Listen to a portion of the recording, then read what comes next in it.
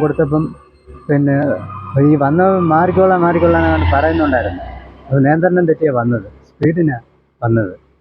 അങ്ങനെ ഇവർ ഒഴിയുന്നതിന് മുമ്പേ പക്ഷേ ഇങ്ങനെ ഒന്നാ കയറി. ഞാനും അവിടുന്ന് ഇങ്ങോട്ട് ഇറങ്ങാൻ നേരത്തെ സംഭവം അറിയുന്നത്. കൊല്ലം ആയൂർ തേവന്നൂരിൽ നിയന്ത്രണം വിട്ട ബൈക്കിടിച്ച് വഴിയരികിൽ നിന്ന 45-കാരി മരണപ്പെട്ടു.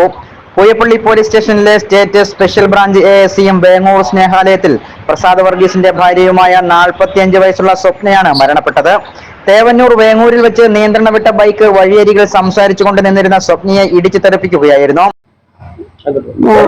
അവര് ചേട്ടത്തി അനിയത്തിയും കൂടി ബസ് കയറാൻ വന്നപ്പോഴ് സ്വപ്ന ചേട്ടത്തിക്ക് എന്നോട് വെള്ളം ചോദിച്ചു, ചൂടുവെള്ളം.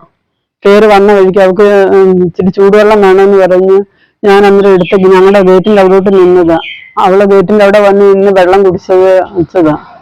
ആ സമയത്ത് അവിടുന്ന് ബൈക്ക് വരികയും അവളെ മാത്രം ഇടിക്കുകയും ചെയ്തു. ഞങ്ങൾ ഇച്ചിരി മാറി നിന്ന് അവൾ ഇച്ചിരി തിരിഞ്ഞു നിന്ന്, അവളെ കണ്ടില്ല ബൈക്ക് വരുന്നതും. ഇത്ര ഒഴിഞ്ഞു നിൽക്കുവായോണ്ട് അവളത് ശ്രദ്ധിച്ചില്ല എന്നുള്ളത്. മരണപ്പെട്ട സ്വപ്നയും സഹോദരിയും അമ്മയുടെ അനുജത്തിയെ കാണുവാനായി കൊട്ടാരക്കരയിലെ ആശുപത്രിയിലേക്ക് പോകുവാനായി ബസ് സ്റ്റോപ്പിൽ നിൽക്കുന്ന സമയത്ത് തൊട്ടടുത്ത് താമസിക്കുന്ന ബന്ധുവായ സ്ത്രീയോട് വെള്ളം ആവശ്യപ്പെട്ടു.